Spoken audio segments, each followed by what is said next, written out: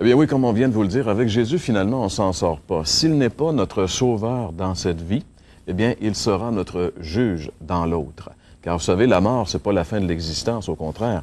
La Bible dit que c'est le début de l'aspect éternel de l'existence. Et dans l'une et l'autre de ces vies-là, on a affaire à Jésus. Si on refuse de le rencontrer dans cette vie présente, à travers sa parole et d'établir avec lui une relation par la foi, eh bien, de l'autre côté, on va avoir affaire à lui, mais cette fois-ci, il ne sera plus un sauveur, mais un juge. Et c'est ça qui est malheureux et qui est terrible et que la Bible nous dit de nous mettre en garde. La Bible dit prépare-toi à rencontrer ton Dieu. Donc ça, c'est un verset qui rappelle que l'homme devrait être sage et réaliser que tôt ou tard, il va avoir affaire à lui. Mais ce qui est le plus merveilleux, ce qui est le plus extraordinaire concernant Jésus, quand on parle du fait qu'il est le juge suprême de l'univers, c'est qu'il a lui-même, et ça, c'est quelque chose qui, comme la Bible le dit, qui n'était même pas monté au cœur de l'homme. Jamais l'homme aurait pu imaginer une telle chose. Jésus a lui-même, en tant que juge, accepté de subir la condamnation des coupables que nous sommes tous. La Bible l'affirme à plusieurs reprises. La Bible affirme que Jésus, il est le seul juste qui a jamais passé sur la terre. Jamais, jamais, jamais un autre homme qui a vécu sur la terre a vécu une vie juste, parfaite et sainte. Seul le Seigneur Jésus l'a fait. Il est appelé d'ailleurs le juste. Et ce juste-là, qu'est-ce qu'il a fait? Par amour pour moi, par amour pour vous, par amour pour nous les injustes, il a accepté de payer la dette de notre culpabilité, la dette de notre péché. Lui, le juste, a accepté de prendre notre culpabilité et de mourir sur la croix du Calvaire pour être condamné par Dieu, le juge, afin que nous puissions être libérés de cette condamnation qui pesait sur nous.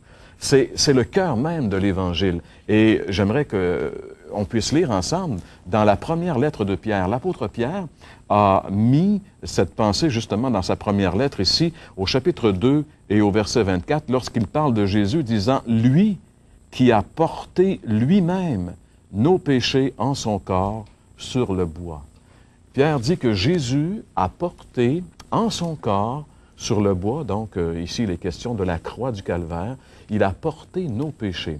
Imaginez-vous, lui le juste, lui le saint, s'est chargé de nos iniquités. Il a pris tous mes propres péchés à moi, ont été déversés sur lui, et là sur la croix, il a accepté de subir le châtiment que je devais avoir. Lui l'a accepté, lui le juste, pour moi l'injuste. C'est ce que Pierre nous dit, et c'est extraordinaire.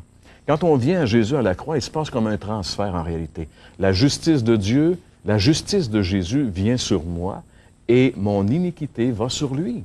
Alors moi, je m'en vais libre, libéré. Et c'est pourquoi on chante des fois, vous avez entendu nos cantiques à l'émission, « Libéré par le sang de l'agneau ». C'est ce que ça veut dire. Sa mort, à ma place, me permet d'avoir la vie éternelle. Et si vous avez remarqué dans Pierre, Pierre nous dit, il a porté lui-même nos péchés. Ce sont nos péchés qui ont recouvert Jésus à la croix. Quand on y pense, n'est-ce pas incroyable, n'est-ce pas extraordinaire, le juge qui prend la condamnation du coupable, le juge qui prend sur lui le jugement de tous les croyants, ce juge qui a eu les mains et les pieds percés à cause des péchés des coupables, un juge qui subit la condamnation du coupable. Voilà la révélation de Jésus à la croix. Et ça, mes amis, c'est le cœur de l'Évangile. C'est pourquoi l'Évangile a un sens dans la vie des croyants. Vous savez, les croyants ne sont pas nécessairement des gens religieux comme on l'entend habituellement, mais ce sont des gens qui ont réalisé qu'ils l'ont échappé belle, qui ont réalisé qu'ils étaient destinés à la mort éternelle, qu'ils étaient destinés à l'enfer, qu'ils étaient destinés au châtiment de Dieu. Mais Dieu leur a ouvert les yeux sur un fait vraiment extraordinaire, c'est qu'il a envoyé son Fils prendre notre place à la croix. Et vous savez ceci, c'est la Bible qui nous révèle cela. La Bible révèle l'Évangile. On ne trouve pas l'Évangile ailleurs que dans la Bible. Et ce livre-là, il est vraiment unique et merveilleux. Déjà 7 siècles et demi, 750 ans avant que Jésus vienne, le prophète Ésaïe, un des grands prophètes de l'Ancien Testament, avait prophétisé ce fait extraordinaire. Il y a un chapitre sur lequel on va s'arrêter pendant quelques instants du prophète Ésaïe. C'est un chapitre qu'on retrouve évidemment dans l'Ancien Testament, donc environ 7 siècles et demi avant que Jésus vienne. Et Ésaïe ici prophétise concernant cet aspect vraiment spécial de Jésus qui allait être offert comme un sacrifice pour le péché des coupables. Et dans Ésaïe 53, nous pouvons lire ensemble les versets 6 et le verset 8. Et je vous inviterai à bien noter encore une fois cette même affirmation qu'on a retrouvée dans l'Épître de Pierre tout à l'heure, c'est-à-dire que Jésus a pris nos péchés. Au verset 6, Ésaïe 53, le verset 6, nous lisons « Nous étions tous errants comme des brebis, chacun suivait sa propre voie, et l'Éternel a fait retomber sur lui l'iniquité de nous tous. » Et nous pouvons lire également au verset 8, « Il a été enlevé par l'angoisse et le châtiment, et parmi ceux de sa génération, qui a cru qu'il était retranché de la terre des vivants et frappé pour les péchés de mon peuple. » Dans ces deux versets, sur lesquels nous aurons probablement l'occasion de revenir un petit peu plus tard, le prophète a vraiment vu, c'est-à-dire que Dieu lui a révélé quelque chose de bien spécial, c'est que le Fils de Dieu qui allait venir plusieurs siècles plus tard, se chargerait des iniquités des coupables. C'est clair et net ici, dans ces versets-là, il est dit qu'il a fait retomber sur lui, Dieu. Et ça, c'est intéressant, car c'est comme l'initiative du Père. Vous savez, une autre grande vérité de l'Évangile qui nous dépasse lorsqu'on lit les Écritures, c'est que Dieu le Père n'a pas épargné son Fils qu'il aimait de toute éternité, mais qu'il l'a livré pour les pécheurs. Et ça encore là, ça nous dépasse. Ça dépasse notre entendement, parce que tous ceux qui sont pères, tous ceux qui ont des enfants, sont liés par cet amour filial avec leur enfant. Et jamais il viendrait où il faudrait qu'un père soit vraiment, dans un certain sens, presque dénaturé, d'offrir son fils pour un vulgaire malfaiteur. Mais la Bible dit que Dieu a tellement aimé l'homme qu'il a créé, malgré son péché, qu'il a envoyer son Fils prendre la place du coupable. L'initiative vient du Père et le Fils a accepté volontairement d'obéir à son Père parce que lui aussi aime les pécheurs. Vous savez, mes amis, Jésus vous aime. Dieu le Père vous aime. Dieu nous aime. Ça aussi, c'est une grande révélation de l'Écriture. Et il ne nous aime pas d'un amour aveugle. Il nous aime malgré que nous sommes pécheurs. Et parce qu'il nous aime, il a conçu et il a accompli le plus merveilleux de tous les plans de salut. Et c'est ce que la Bible appelle l'Évangile, la bonne nouvelle. Et cette bonne nouvelle, c'est que l'iniquité de nous tous est tombée sur Christ. Il a été frappé pour les péchés de mon peuple, dit le prophète Ésaïe. Sur la croix du Calvaire, Jésus a été frappé de plein fouet par la terrible colère de Dieu. Jésus n'a pas souffert la mort à cause de ses propres péchés, parce qu'il n'a jamais commis de péché. Mais Jésus est mort, il a souffert, et il est mort sur la croix à cause de mes péchés, à cause de vos péchés, à cause de nos péchés. Et dans ces versets célèbres du prophète Ésaïe, il est bon de faire attention à un aspect qu'on appelle l'aspect substitution. Peut-être c'est un mot un peu spécial. Le mot substitution veut simplement dire remplacer par un autre. Et vous savez, dans la théologie chrétienne, ça veut dire que Jésus a remplacé le croyant comme coupable de la peine capitale, la mort. Car la Bible dit que le salaire du péché, c'est la mort. C'est chacun de nous qui devrions mourir à la croix à cause de nos péchés. Mais Jésus, dans son amour, a voulu prendre la place du pécheur. C'est ce qui ressort clairement des versets d'Ésaïe 53. Considérons quelques autres versets de ce même chapitre. Par exemple, le verset 5, Ésaïe chapitre 53 et le verset 5. Ici, nous lisons « Mais il était blessé pour nos péchés, brisé pour nos iniquités, le châtiment qui nous donne la paix est tombé sur lui. » Il est dit ici qu'il était blessé pour nos péchés, brisé pour nos iniquités. Nos iniquités, nos péchés, jamais les siens, mais toujours les nôtres, sont passés sur lui. Il a été brisé, souffert, il a été châtié. Il est dit le châtiment qui nous donne la paix. Vous savez, pour avoir la paix avec Dieu, il faut que quelqu'un, quelque part, paie la facture, mes amis. Et si vous n'acceptez pas présentement que Christ a payé la facture de vos péchés, eh bien, un jour, vous allez la payer. C'est ça le terrible jugement. Et vous savez, la Bible parle dans l'Apocalypse de Jésus comme le juge. Il y a un chapitre dans l'Apocalypse où il y a un silence dans le ciel pendant longtemps parce que personne n'est capable d'ouvrir le livre du jugement, sauf le juge. Et vous savez qui va se lever pour ouvrir ce livre? C'est le Seigneur Jésus, car c'est lui le juge, mes amis. Et n'attendez pas de le rencontrer ce jour-là. Il sera trop tard, car ce sera maintenant un juge qui vous jugera. Mais maintenant, c'est l'agneau de Dieu, comme l'a dit Ésaïe, qui a souffert pour nos péchés.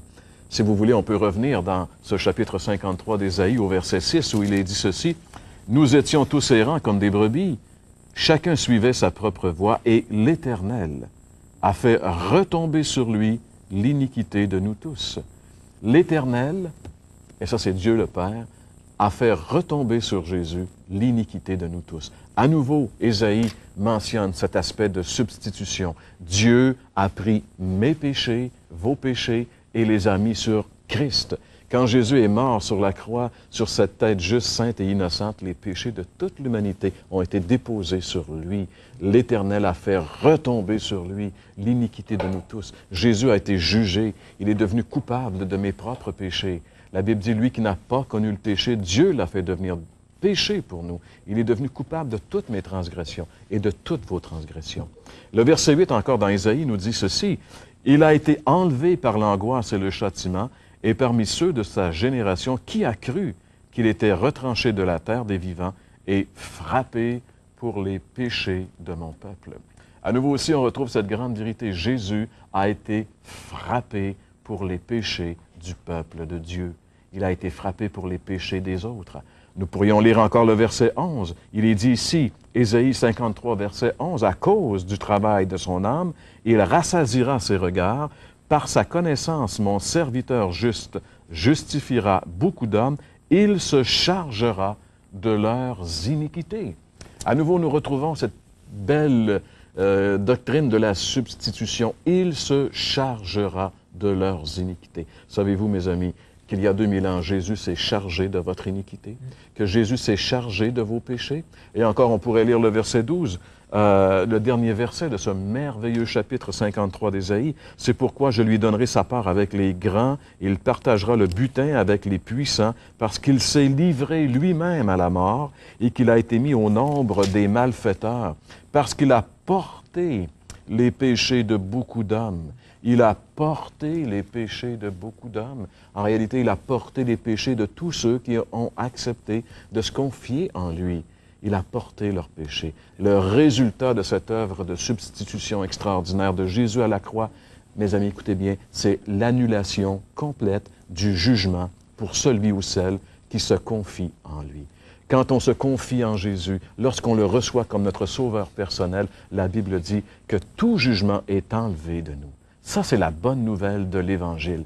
On pourrait lire ce verset dans l'Évangile de Jean. On a déjà, à quelques reprises, mentionné ce verset au cours d'émissions précédentes. Mais chapitre 5 de l'Évangile de Jean et le verset 24 nous dit ceci.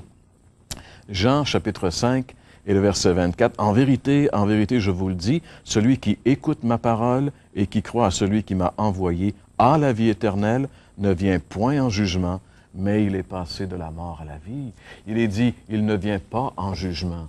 Celui qui croit en Jésus comme son sauveur personnel ne sera jamais jugé parce que Jésus a pris son jugement à la croix. Son dossier est entièrement effacé, complètement vierge. L'apôtre Paul dit la même chose dans sa lettre aux Romains, chapitre 8, le verset 1, lorsqu'il dit, on peut même le lire ensemble, Romains, chapitre 8, verset 1, « Il n'y a maintenant aucune condamnation pour ceux qui sont en Jésus-Christ, c'est-à-dire ceux qui se sont donnés à Jésus-Christ, qui ont reçu le Christ comme Sauveur et Seigneur. Aucune condamnation, aucun jugement, parce que Jésus a souffert et il est mort sur la croix pour tous les croyants. Mais attention, mes amis, attention, c'est sérieux, si vous refusez de donner votre vie à Jésus comme votre Sauveur maintenant, vous le rencontrerez comme votre juge à votre mort. Car vous savez, avec Jésus, comme on l'a dit, on ne s'en sort pas parce qu'il est incontournable. Si vous ne voulez pas de lui maintenant comme votre Sauveur, vous n'aurez d'autre choix que de lui faire face ce jour-là, alors qu'il sera votre juge. Alors pourquoi, justement, pendant que vous écoutez cette émission, pendant que vous avez entendu la parole de Dieu qui vous dit combien Dieu vous a aimé, qu'il a donné son Fils, qui a souffert l'horrible mort de la croix pour vos péchés, non pas pour les siens, et qu'il a accompli un salut parfait, pourquoi ne pas vous tourner vers lui aujourd'hui et lui donner votre vie? Parce que vous savez, vous avez une décision à prendre face à Jésus. Vous avez une décision à prendre dans cette vie. Dans l'autre vie, vous n'aurez pas le choix de le confronter comme un juge, mais maintenant, vous avez une décision. Et la question que j'aimerais vous poser maintenant, c'est que ferez-vous de l'incontournable Jésus?